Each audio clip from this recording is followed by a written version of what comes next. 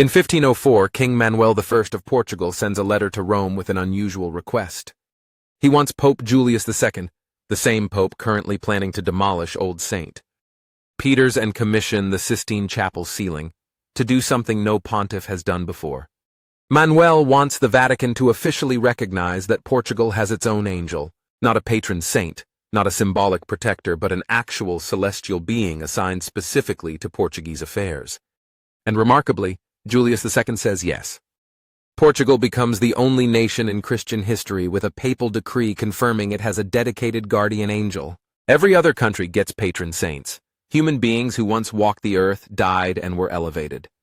Portugal gets something else entirely, a being of pure spirit, operating outside time, officially tasked with Portuguese interests by decree of the Holy See. It's the most audacious piece of celestial bureaucracy in Christian history, and it raises an immediate question. Why did no other nation think to ask? But the story doesn't begin in 1504. It begins over a century earlier, in the aftermath of a battle that should have destroyed Portugal entirely. August 14, 1385. The plains of Aljubarrota, central Portugal. King John I of Portugal commands 6,000 men facing a Castilian force 3 times that size. Castile intends to absorb Portugal, end its independence, unify Iberia under Castilian rule. The Portuguese are outnumbered, outpositioned, doomed. They know it. Their enemies know it. And then something impossible happens. The Portuguese win. Decisively. Crushing a vastly superior force so thoroughly that Castilian dominance in Iberia shatters overnight. John I attributes the victory to divine intervention. Within months, he begins construction on the Battaglia Monastery, Our Lady of Victory, a monument to the miracle that saved his kingdom. The monastery's design includes something revealing. The east wall of the chapel contains an altar dedicated to the guardian angel of Portugal. Not Michael, not Gabriel.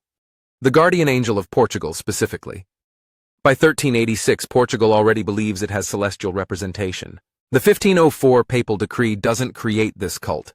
It officially recognizes something Portuguese culture has believed for over a century. But who is this angel? The sources explode into contradiction here, and that ambiguity creates centuries of theological tension. Sometimes the angel of Portugal is depicted as a distinct entity, carrying the Portuguese shield, dressed in Portuguese colors, nationalism made celestial flesh. Other times he's identified as Michael the Archangel, the warrior angel who cast Satan from heaven, moonlighting as Portugal's national representative. The statue at Coimbra's Museu Nacional, Machado de Castro, shows this hybrid identity, an archangel unmistakably Michael in bearing, but clutching the Portuguese coat of arms like a declaration of exclusive service. This creates a fascinating theological problem. If the angel of Portugal is Michael, does that mean the archangel famous for cosmic battles against Satan also handles Portuguese administrative concerns? Does Michael have a Portugal desk in the celestial hierarchy? And if he's a separate angel entirely, where does he rank? Below the archangels? Equal to them? The medieval sources don't settle this. They can't. Because acknowledging that a single nation has a dedicated angel of significant rank threatens the universal claims of Christianity itself. For 2 centuries, this ambiguity doesn't matter. The cult flourishes.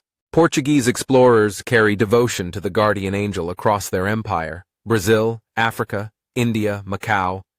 The angel appears on flags, coins, monuments.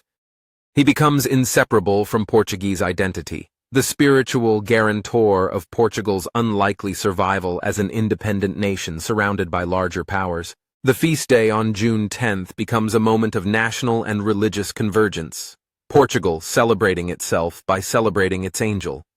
Then the 17th century arrives and everything collapses. Portugal endures 60 years of Spanish rule from 1580 to 1640. The cult of the guardian angel withers. After all, what good is a guardian angel who lets your kingdom get absorbed by Spain? When independence is restored in 1640, the focus shifts to Our Lady of the Conception, credited with the restoration. The angel fades. By the 18th century, most Portuguese Catholics barely remember the feast day. By the 19th century, it's nearly extinct. The cult might have vanished entirely if not for 3 illiterate shepherd children in a nowhere village called Aljustral. Spring 1916. Lucia dos Santos, age 9, and her cousins Francisco and Jacinta Marto, ages 8 and 6, are tending sheep in a grove called Loca do Cabeço. They see a figure of light hovering above the trees. He identifies himself as the angel of peace.